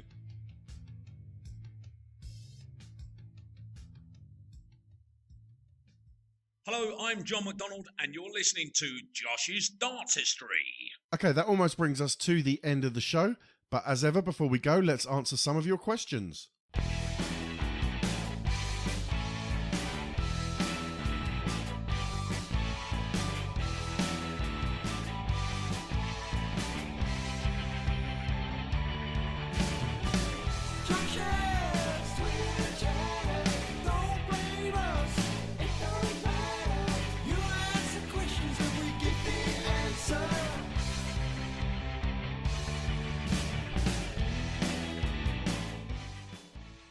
Okay, Josh, we've had 3 or 4 questions come in via social media. Let's have a look. Just looking on Twitter, Callum Wilco asks, any early predictions for majors this year or any players who will break into the top 16? Josh, let's start with your thoughts. Majors this year. Well, I think we said it last year. I really do think that 2020 has to be the time for Michael Smith to win his first major title. He got to the World Match Play final this year, a few good runs in other tournaments, but ultimately ended in disappointment. He referenced that he was focusing so much on the majors, he was almost dismissing the Pro Tours and European Tours. Maybe that had an impact, he putting too much pressure on himself. But I think this is the year for Michael Smith. Top 16, Glenn Durrant. He's 22nd in the world. Yeah, I think he's the one that most people are looking to, isn't it? He's 22nd in the world, and he's not defending any money this year. It's the second year of his PDC Tour card, so he's got a free roll, so to speak. And I think he'll be pushing potentially top 10 by the end of the year. In terms of major winners, I'm not going to cause any shocks here by saying this. I expect Michael van Gerwen to come out top of the tree in terms of number of major trophies collected. But I don't think I'm, as I say, shocking anyone by saying that. Neil, anyone who stands out for you who could maybe for the first time nick a major trophy or even their second or third? No, but I'm going to make a bold prediction that here we go. A former winner and a former two-time world champion, Adrian Lewis, will pull his socks up and get himself sorted and start throwing the darts that he's capable of. Josh, we've seen a slight resurgence of Lewis in places throughout the year. Obviously, didn't work out for him at the Worlds, but he has had some good tournaments, hasn't he? Played well in patches. Yeah, he got to the Grand Slam of Darts quarterfinals, World Championship last 16. He was playing with a lot of passion, a lot of emotion. People have questioned Lewis's hunger. I don't think you can question that, but even in those runs, some of his performances were a little bit less than convincing. I'm not sure we'll see Adrian Lewis return to the winner's circle. When you mentioned two-time world champion, I thought you were going to say Gary Anderson, because there's been a lot of talk about Gary. He was really, really quite narked after losing to Nathan Aspinall. Usually Gary's very happy-go-lucky. If I lose, I lose. But he was really quite annoyed. He felt he'd wasted an opportunity. And usually when Gary's annoyed after a defeat, that spells trouble for his opponents. Who knows? If he's injury-free in 2020, he's probably only got a couple of years left at the top. I think this could be one we see Gary Anderson have a resurgence. In terms of a player to break through, someone I was very impressed with at the World Championships was Luke Woodhouse. He obviously took out Michael Smith, and I thought he looked like someone that is a very, very good player. So I'll be interested to watch his progress this year. Good call. Okay, let's move on. The Irish Blur on Twitter asked the following: do you agree with the decision to bring back the Contenders for the Premier League? And if so, can I ask why and who you expect to appear? All the best, lads. That's from @the Irish Blur. Thanks for your question. Neil, let's leave Josh aside for this question for one moment, because you and me are the most contentious about the Premier League. Do you agree with the decision to bring back the Contenders, first of all, Neil? No, not in its current format. No, I would agree. Not a fan, but we have to grin and bear it. Can I ask you why? I think you and I have always banged the drum about it being a level playing field, Neil. Yep, I think that's the point, that you could be playing a contender that's totally out of form, and then the next week you get someone banging form playing a different player. So not a level playing field, not a fan in its current format. Let's jazz it up a bit. And the final part of the question, Josh, who do we expect to appear? You've already reeled off some names earlier on. Just remind us of some of the potentials that you think, the whispers are concerning about who's going to be taking part. I'm not privy to all the information, so I can't give you any insight. There's been a lot of people predicting William O'Connor to feature in Dublin. Last year it was Steve Lennon, but he's had quite a poor year apart from the World Cup. But I've got a feeling it could be Keane Barry, as I said earlier. I think he just fits the bill for Sky and the PDC. Chris Dobie, I expect to return. Luke Humphreys, Jeffrey Deswan, so similar names to last year. Maybe Jermaine Watamina, maybe Krzysztof Ratajski. The Polish element, the Eastern Europe market, because he's had a great year on the Pro Tour circuit. Makuri Suzuki? Possibly. I think with Fallon Sherrick's introduction, Mikuru shouldn't be forgotten about. She also had a good World Championship, but I'd struggle to see where they'd include Mikuru in, what venue, because I think Cardiff is another one we could see Johnny Clayton. I think all this what venue does stuff, though, it's a little bit too specific. Do you know what I mean? I understand why they've done it in the past. Henderson in Scotland, we've already mentioned, but it doesn't always have to be someone that's from that area. It could just be... an up and coming darts player that has earned a slot at the big time, and see how they get on. It doesn't have to be their hometown. No, it doesn't have to be, but it just makes sense. Someone like Dobie, who's an up and coming player and probably deserves a spot in Newcastle. His hometown's going to be more of an atmosphere, so I think that's why. But going back to the level playing field argument, I see what you're saying in terms of the contenders, and you might have one player who's deemed better than the other. But we've seen in the Premier League in the past, one week Peter Wright might have averaged 87, the next week he averages 110. So you can't really determine who's going to play well week on week. My outside shout for some of the challengers' names, I'm going to stick with my prediction that we might get one, maybe two more experienced players turning up, whether it's a James Wade, Josh, or a Mensur Sulovic, someone like that, just for the shock factor.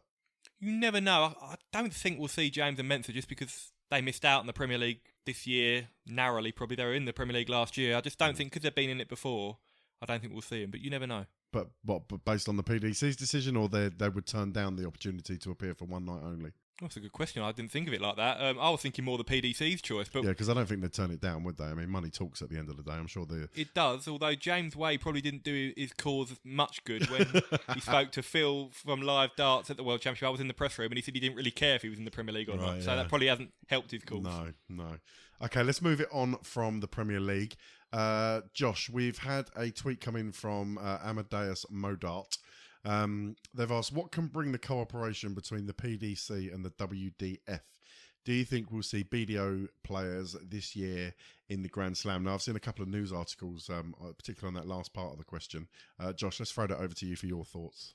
Well, there was talks during the World Championship that Barry Hearn had spoken with a World Darts Federation. What will come of that, who knows? But the WDF have obviously dropped their association with the BDO.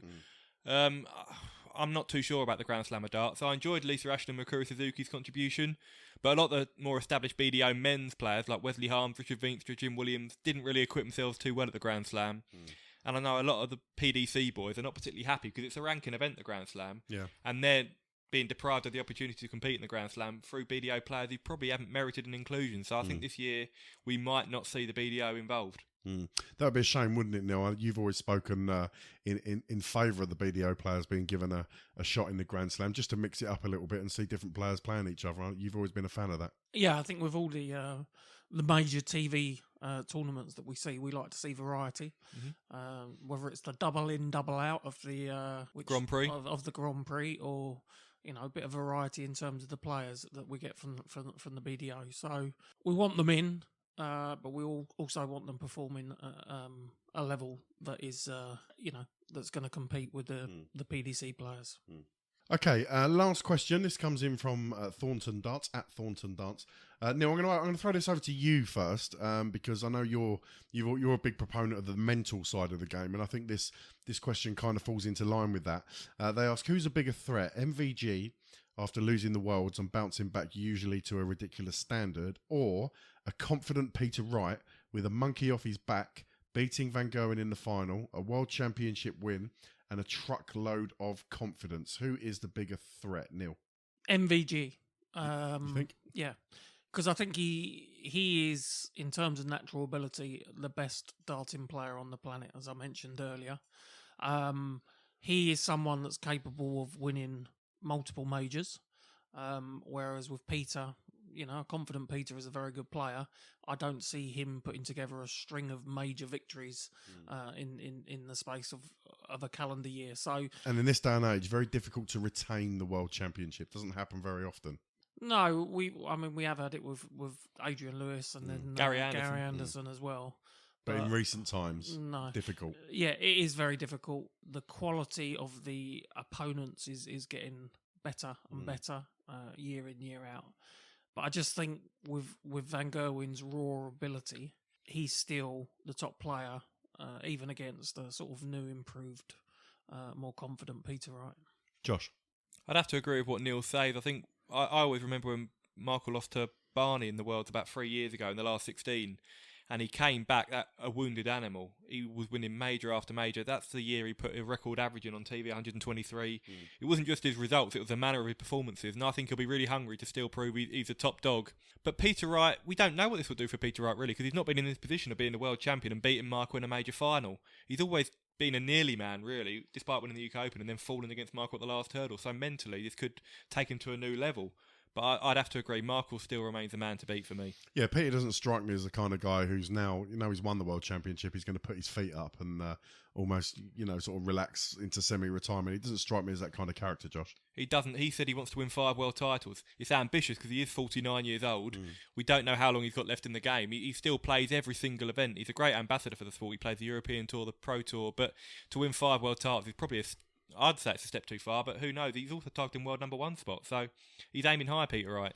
Yeah, I think the panel are in agreement there that MVG is probably the more dangerous player. The kind of wounded animal aspect, I think, plays into that. But who knows? We'll see what happens over the next 12 months. Thanks for your questions. You can always send us a question via Twitter. Just send it over to @Josh's Dartistry. You can also send it over to us via Facebook.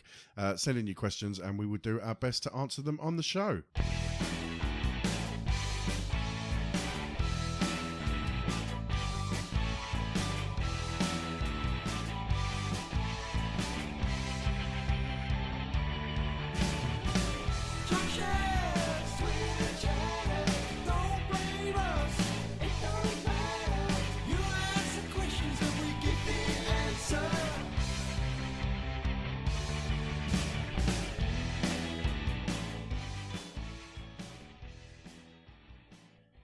Okay, that brings us to the end of the show. Thanks for downloading the shows. Thanks for subscribing. Your support is, as always, so much appreciated. Thanks for checking us out. Spread the word. Do pass it on. Let anyone you know who's into darts, do let them know that the show is out there, and tell them to have a listen, have a download, and carry on supporting the show. Josh, what you got coming up over the next month or so? You a busy man? Not too busy now. Obviously, the PDC World Championship took up a lot of time and focus. So, looking for more opportunities work-wise. Looking forward to getting back into the Premier League. Might be attending the Masters, hopefully. So, yeah, put my feet out for a couple of weeks before the darts continues again. I'm going to be spending my time over the next few months interacting with my fans on social media. Obviously, I've gained a lot. Do you know what? All jokes aside, I gained 120 new followers inside 48 hours. Okay, so on the next show, yeah, can we have a count up of how many of those you lose between now and probably. then? I reckon probably 119 of them will disappear. So, but no, it was nice. It was nice. Neil, plans over the next month. What are you up to, mate? Back to work tomorrow. Boo! That's going to be a shock to the system. Yeah, it will be, but I've had a couple of weeks off, which have been enjoyable, so I'll watch the end of the BDO, try and get up to Anfield another time or two before the next show, and look forward to the next recording. Lovely job. Well, it's great to have all three of us around the table for a main show. As I mentioned earlier, Josh, we might slip in a bounce out show in the next couple of weeks. Do a little Skype show, see if we can get Neil on the Skype show as well for once. Hopefully we won't have any audio issues on that occasion. Neil, we will get you on the bounce out too. Did you hear the bounce out show, by the way, Neil, when I said that for the fans of Neil Connor, you're going to be disappointed, and Josh questioned that and suggested that you didn't have any fans. I didn't. Have you got? You said fan. You changed it to singular. Don't try and deny it because it's out there on a podcast. Neil, have you got anything to respond? Well, there was a silence between me and Josh for 7 days after that. Right. Okay, I can understand that. I can understand. I blocked his number. He incurred my wrath. So. But yeah, as my part of the show is the most popular, I'll leave it up to you guys. As the social media guy, I'm most popular around this table. Anyway, listen, move on. Thanks for downloading, thanks for listening, and we'll see you next time for episode number 21. Goodbye.